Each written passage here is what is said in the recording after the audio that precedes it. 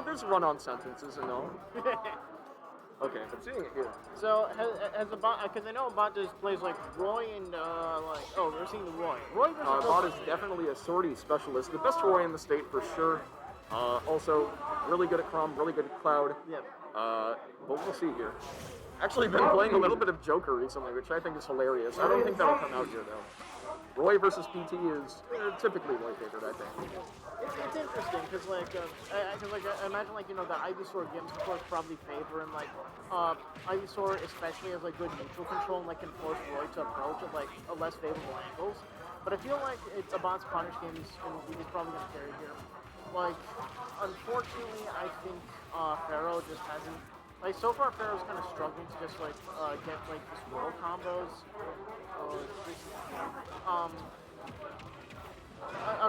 Unfortunately, I think that Abat just he's just at too low percent to for the Ivysaur matchup. Yeah, for sure. I mean, Ivysaur, really relies on controlling the stock at high percent. Wow, not dying there to the up air. Not dying to the tipper up tilt either. Roy is I know there's a tipper, I don't know quite how it works. Oh, hey, Henry! The Roy tipper is actually, it's not a tipper, it's a hilter, I guess, because the closer you are to the hilt of the sword, the more damage you're going to take. Yeah. Okay. They kept that, huh? Okay. Yeah. That stayed consistent across the series, I believe. That being said, though, a much better stock from Pharaoh here, actually controlling the stage a little bit better. And almost getting the kill there, but Abat just getting him back in. And honestly, these up airs are so oppressive. Yeah, it's I think Abat just has, he's really good at putting you in these situations where you just panic. It looks like his punch game's kind of developed off it, but that was a good dash back by Pharaoh. Good composure. Just generally, he's playing a little bit more. He just responded a little bit more better to what Abat is doing. Wow, the back throw is actually not going to kill, surprisingly. Ivysaur back throw really strong. Not at that percent, though. F tilt from Roy, not taking out Charizard. Just throwing each other across the stage at this point. But he's controlling the stage so well, really making it hard for Pharaoh to get back on for that. That was a good catch on the up throw. For sure. And taking that stock. He really just wants to get other stocks without losing them because then right now you have that's unfortunate. That'll take it. Yeah, now it's just cleaning down 2 stocks to 1. I don't want to say. I mean, don't count Pharaoh out, but it is looking kind of ugly. That helps though. Yeah, pretty decent ladder, but it's not really going to get much. Well, 50% is puts him at the percent where Ivysaur is better.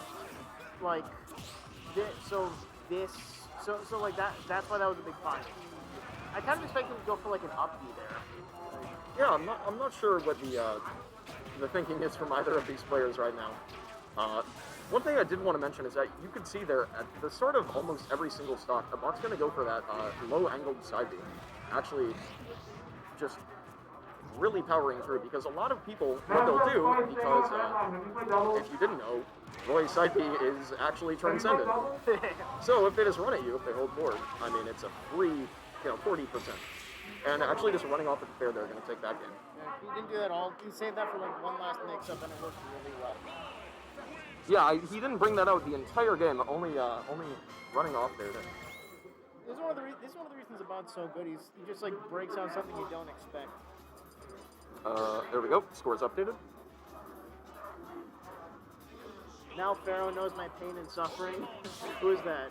Ezu the alien. Oh yeah. Yeah, no, Abat is undoubtedly the king of Norsen. To a pretty large degree. That being said, though, getting into Game 2 here, going to Battlefield, much better PT state. Pharaoh getting some early percents here, getting multiple grabs in a row. Finally going to miss out one on the spot dodge. But having a pretty controlling early stock here.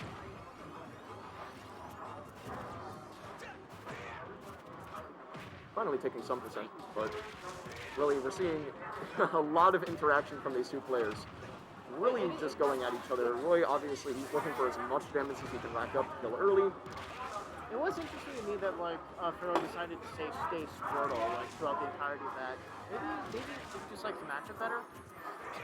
Maybe. I think, Squirtle's smaller body, better at early percents. It's harder for Roy to, get those really precise spacings on smaller bodied characters. But it's not seeming to matter much. Their percent's completely even now. If Pharaoh did a really good thing there, where like Abat did up tilt, did like jab on shield and then down, and then like spot dodge, and Pharaoh just didn't go for the bait. He just like held his ground and just like stood still. Holding like, composure, no. and it's a big deal against a player like Abat who is really just a lot of raw aggression, a lot of run in and really mess you up. And again, this stock, I mean, he got taken to Battlefield by Pharaoh, but just really playing on these platforms super well. Ooh, that was so take sneaky. it. Yeah. Yeah. That was at what, 130? Yeah, that was like 120, 130. I forget the exact percent. Yeah. Playing really carefully in the shield here and just like going for uppies. It's a lot of percent that you can rack on, like pretty decent, but yeah, about anti-airing with jab, like it really does show the strength of his spacing that he can do it with that and not with like up tilt or just like try to go for an up air. Yeah, that and the Croy jab, insane move in my opinion. There we go. It's messed up. Dash cancel forward tilt there instead of the dash attack. Something that you could see Roy's doing a lot.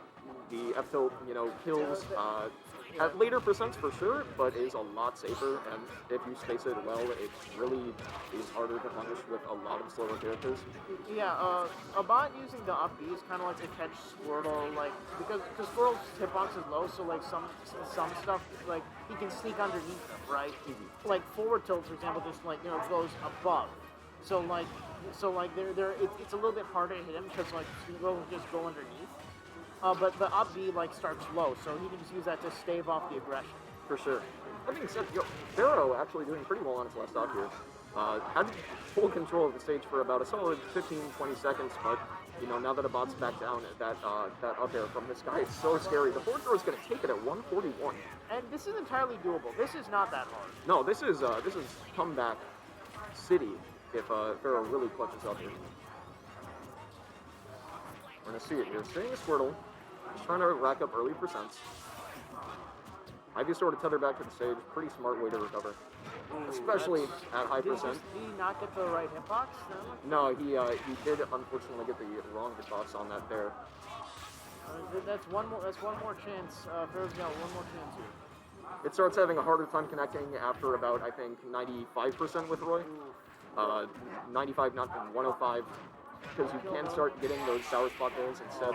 Whoa. That up air does kill getting the inner hitbox on that on the top platform. Another good showing by Abat. Congrats to him. Making that set convincingly. Yeah.